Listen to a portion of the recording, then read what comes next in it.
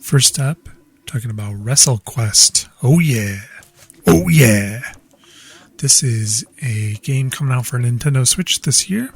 Actually, this month. And soon enough, possibly some other consoles. I believe it's coming to Steam as well.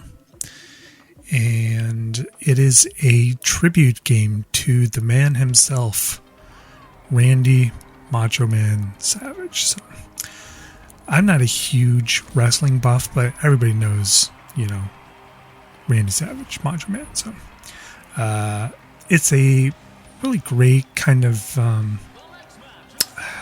fantasy version. It's not a joke. This does not make fun of wrestling.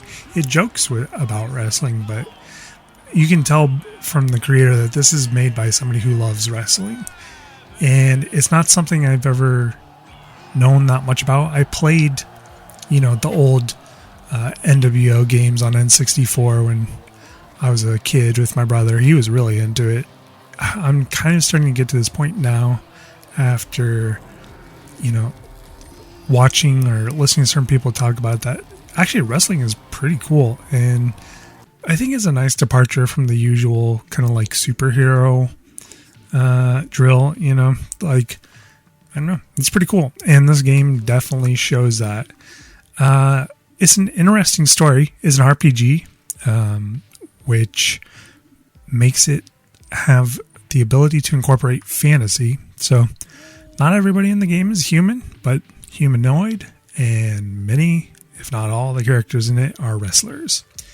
And you start off training as a rookie wrestler who's passionate about becoming a pro wrestler named Randy Santos. And he really wants to be like Randy Macho Man Savage. He worships Macho Man. And he's pretty much got a plan to go all the way with it. And if you're not into wrestling, it's okay.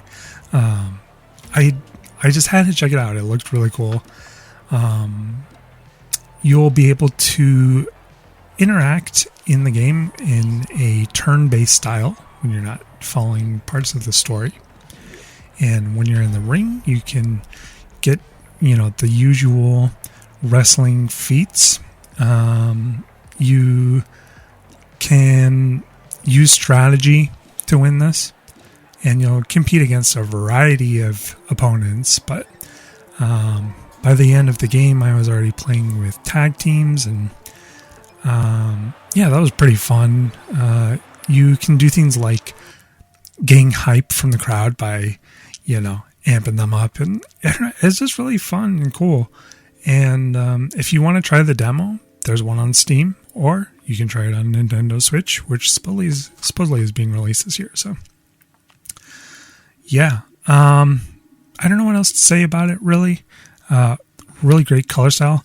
I don't know if any of you have noticed, but there seems to be a new kind of trend of some of these retro fandoms becoming games. Started off with Shredder's Revenge with Ninja Turtles. And just recently I saw a trailer for the new Toxic Crusaders cartoon-based game, which looks really fun. And also, let's see, what else is there, really? There's other ones, but I'm wondering when Batman's going to come along. Is there going to be a Batman indie game? Because that'd be rad. Some of you on Game Pass may have noticed the new game, The Last Case of Benedict Fox by Rogue Games. This is a puzzle platformer, and it's more of a mystery detective game than anything, but it's all under a Lovecraftian slight horror theme. It's not jump scare horror, it's more fantasy horror, dark fantasy. Benedict Fox has a kind of like weird creature talking to him, telling him to do things, and it's really dark, but it's really cool. And I think I'm gonna have to reach out for some walkthroughs, because this is like Myst level puzzle solving There was even like a piano with 2 rotating music sheets or rolls, and if that's not missed, like what is? But it seems pretty cool. A lot of potential for walkthroughs for this game because it is confusing, but it looks great. It starts off in the beginning with a kind of like more platformer, precision platformer type prologue. So that was pretty cool. I played that, but just wanted to check this one out a little bit and talk about it. Next up, though, is one I've been meaning to get to. I got contacted about this beta called Death Unphased by 2/9 Games.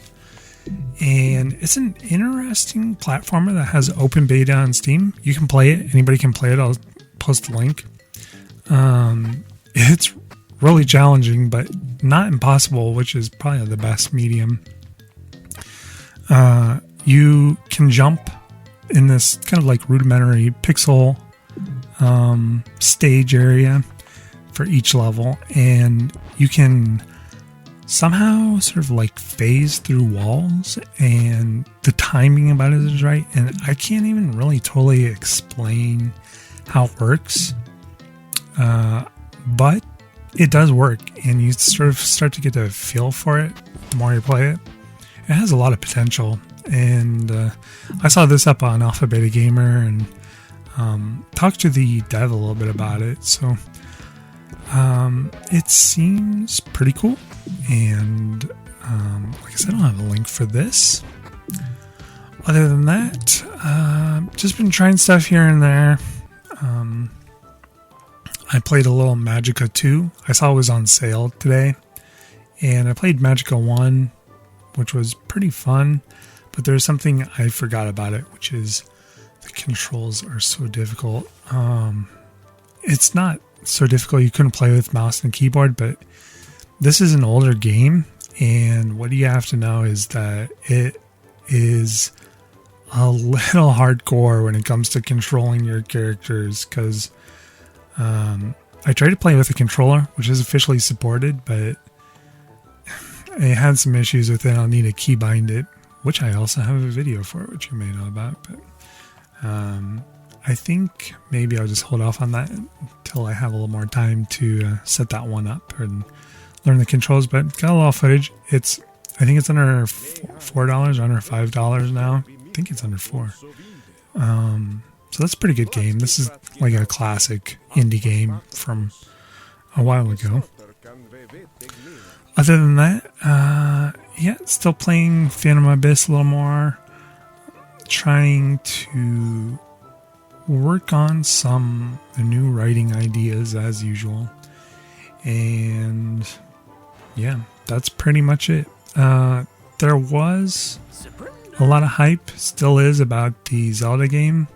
Probably not going to be playing it because it's so expensive for one, but I mean, those games are fun. I didn't really get into the first one, but I could see the appeal.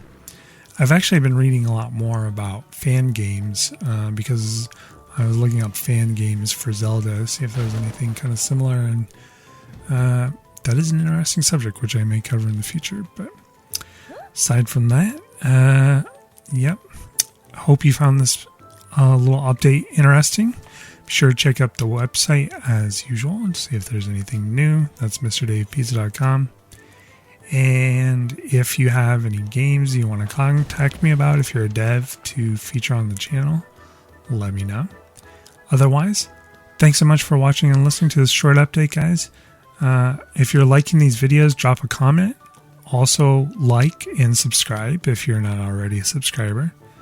And I will see you in the next video. Thanks. Enjoy your games.